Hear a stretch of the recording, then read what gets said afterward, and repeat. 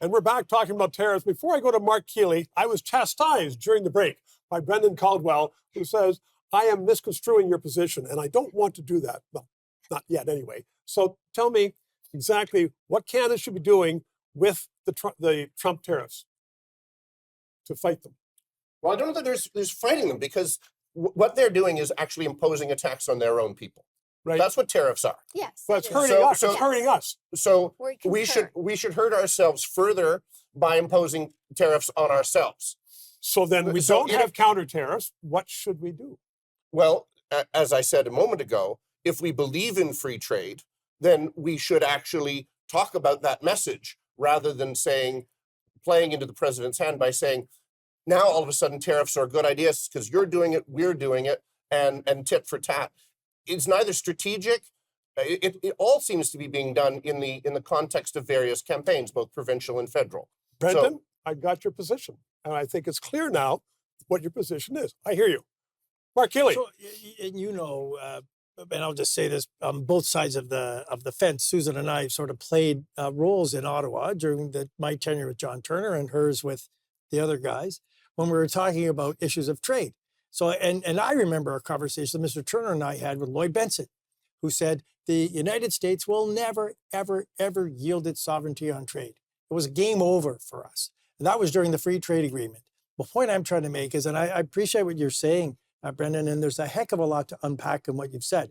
I take a little bit of issue with the fact that you don't think, or your comments were that Canada's not united, the premiers aren't united, or the federal government's not united with the provinces. I disagree. I don't think in the last 6 weeks we've seen a more united country with more united action-oriented premiers and the federal government on the issues of. They aren't singing from the same hymn book. No, it doesn't. But that's okay, because we have a different economy in the province of Alberta than we do in the province of Ontario. So I think we're seeing that, and we're seeing those things play out. But we're seeing a conservative in Alberta disagreeing with a conservative in Ontario, but still sitting at the table talking about Canada and being action-oriented about Canada. So I think we have an existential threat. We've talked about this.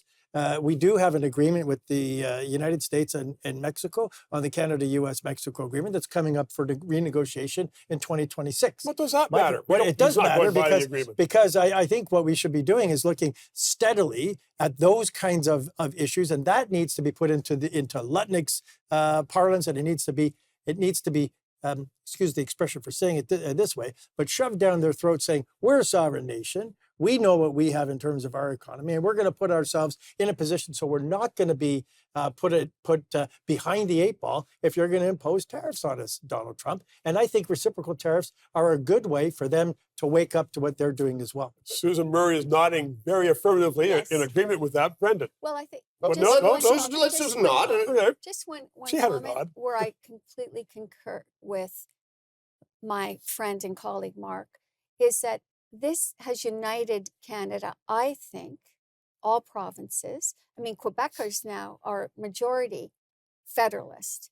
Like they're leaving the Bloc Québécois in hordes. It's the positive out of an existential threat, which this clearly is, probably the biggest threat for Canada since World War II, in terms of what that did to the country, is that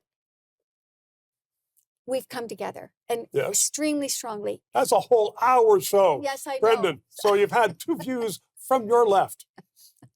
Yes, hard from my left. You say that we're united, and if you mean that we are beginning to make nascent, tiny little baby steps at putting petty provincial, both big P and small p concerns aside to maybe beginning to actually think of our nation as a nation. Yes, that's a great beginning. But I am not sure what material changes we made. And to Stephen's point, as much as it pains me to agree with him on any point, is that they're not singing from the same sheet. I mean, Doug Ford, the big strong guy that Mr. Trump respects, I'm going to have export duties on power. Oh, are you, says Mr. Trump. Well, we'll just take the steel tariffs from 25% to 50%. We are not going to have an excise. But then he dropped it back down the next day. He Trump. did after we backed down electricity. So we end up with just as much pain as we were in before, accomplishing absolutely nothing. But we've already shot that bolt. Now, if we wanted to actually raise the price of electricity that we're sending to the United States, we've already done that. We've tried Okay, that. and we're going to take a break. And when we come back, we're going to have our shoes off and be like Khrushchev years ago. And we're going to hammer the table, make those opinions. We'll be right back after this.